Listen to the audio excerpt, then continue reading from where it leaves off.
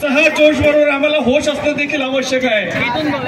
बाबासाहेब म्हणतात शिक्षण हे वाघिणीचं दूध आहे, जो कोणी प्राशन करेल तो गुरगुरल्याशिवाय राहणार नाही।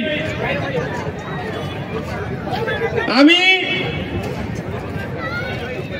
ते दूध प्राशन केलेलं आहे, आम्ही उच्च शिक्षण घेतलेलं आहे, पण आम्हाला गुरगुरता येत नाही। त्याचं कारण आहे, त्याचं कारण म्हणजे अज्ञानता।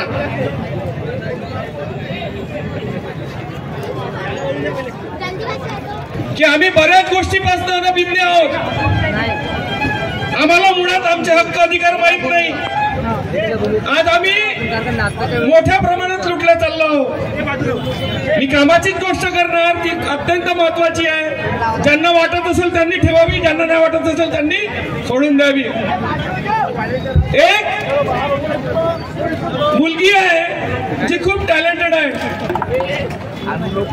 एक मुलगी आहे जी खूप टॅलेंटेड आहे। ती क्लॅटची एक्झामिनेशन क्रॅक करते, CLAT क्लॅट जी ऍडव्होकेसी करता बिफोर एक्झामिनेशन असते, म्हणजे एंट्रन्स एक्झामिनेशन असते। ती क्लॅटची एक्झामिनेशन क्रॅक करते आणि तिचा नंबर लागतो NLU ला, नॅशनल लॉ युनिव्हर्सिटीला। आता तिचा नंबर जेव्हा नॅशनल लॉ युनिव्हर्सिटीला लागतो तेव्हा तिला 2,60,000 रुपये भरण्याचा तकादा लावतात। 2,60,000 खरंच ते 2,60,000 भरू शकतात का?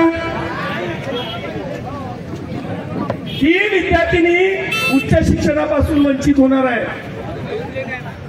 तिला त्या उच्च शिक्षणापासून वंचित व्हावं लागेल केवळ अर्थाअभावी आणि तिच्या अज्ञानते अभावी। कारण त्या विद्यार्थिनीला माहित नाही की तिचं जे शिक्षण आहे ते पूर्णपणे फ्री आहे, तिला एकही पैसा भरायचा नाही। जवान पोरं डीजे वाजवतात आणि मस्त डीजेच्या तालावर नाचतात, तर त्यांच्यासाठी माझं एकच उत्तर आहे, अबे आम्ही वाचू बी आणि नाचू बी, कारण हा अधिकार आम्हाला आमच्या त्या बापाने दिला आहे। मग आम्ही आमचा हा अधिकार गाजवणारच, डीजेच्या तालावर मनसोक्तपणे नाचणार, आम्ही वाचणार पण आणि चौकामध्ये बाबासाहेबांची फोटो घेऊन नाचणार पण। आता तुम्हाला आनंदाची गोष्ट सांगतो, आपला भाऊ आयुब परिवार, ज्याला तुम्ही नागपूरचा पोट्टा म्हणून ओळखता, त्याला आणि त्याच्या पूर्ण टीमला मराठी इंडस्ट्रीमध्ये एंट्री मिळाली आहे। आज उद्या तो तुम्हाला टीव्हीवर दिसेल, उद्या बॉलिवूड मध्ये जाईल। अबे आपले पोरं कमी नाही आहे, आपल्या पोरांमध्ये काय टॅलेंट नाही आहे का, कला नाही आहे का, पण मिळत नाही ती संधी, मिळत नाही तो चान्स। त्याच्यासाठी जय भीम मित्र मंडळने भीम सकाळी संकल्पना अस्तित्वात आणली, कारण आपले पोरही मोठमोठे कलाकार झाले पाहिजे, आपापल्या क्षेत्रातले राजे झाले पाहिजे। विषय उरला शिक्षणाचा, आपले पोरं बी शिक्षणामध्ये लई हुशार आहे, अभ्यासात लई चांगले आहे, पण माहित नाही की वाढायचं कसं।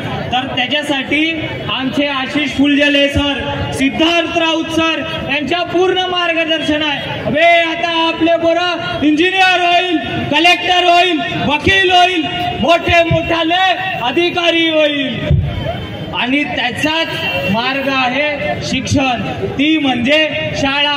आणि आता ती शाळा बंद होत आहे। अबे जिल्हा परिषदेच्या 14,000 शाळा बंद करत आहे, म्हणजे आमच्या गरीबाच्या पोरांना नाव नाही का, आमच्या गरीबाच्या पोरांना मोठं नाही का?